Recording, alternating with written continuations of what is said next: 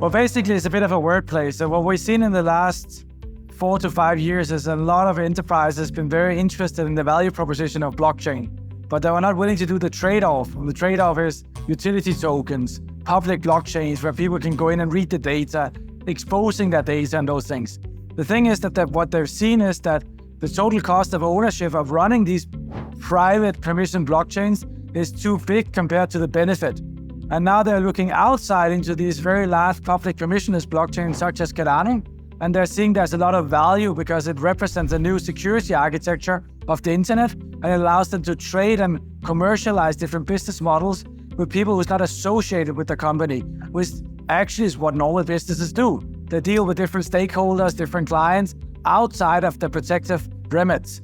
So therefore, we've seen this change happening, and combined with that, we've seen some regulatory clarity coming in. We even see regulators now asking for open source software enabled blockchains, but also public permissionless blockchains, because even the regulator sees some added advantages by going in this direction. So first of all, we don't look at one country or one regulator. What we try to say is that Cardano is open for everybody. That means that everybody should be able to participate in Cardano from whatever country, or even if you are not belonging to a country and you don't have an identity, it must be possible to use this new public infrastructure. However, that also means that we need to respect the capital markets, tokenization.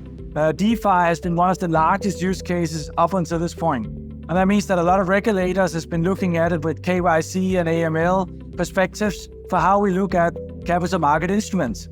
So what we tend to do right now is we respect that reality, we respect the current regulations, and we answer public consultations, we engage with regulators and policymakers, we try and educate them about the differences between the first generation blockchains, who had all of this success in capital markets, and third generation blockchains, which has some new features. One of those new features is that asset representation is not just a financial asset, it can be everything from data to identity. And that opens up the space for new use cases. And the regulator and policymakers would like to see those use cases. They would like to touch the blockchain. They would like to feel how that brings new employment, new opportunities, how it brings growth to the constituency they represent. And that's really needed right now today for the next generation of blockchains and create that adoption. Well, for Cardano right now, everything is very green. So we see that net new wallets are increasing. We see new applications are launching every week. We see, double-digit growth of companies betting on Cardano.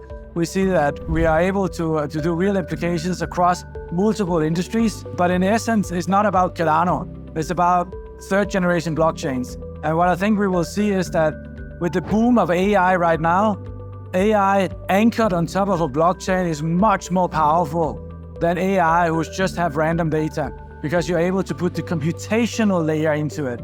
And that basically means that I think with the trends we're seeing right now, you just see an increased adoption around the blockchain for enterprises instead of enterprise blockchains as we saw before.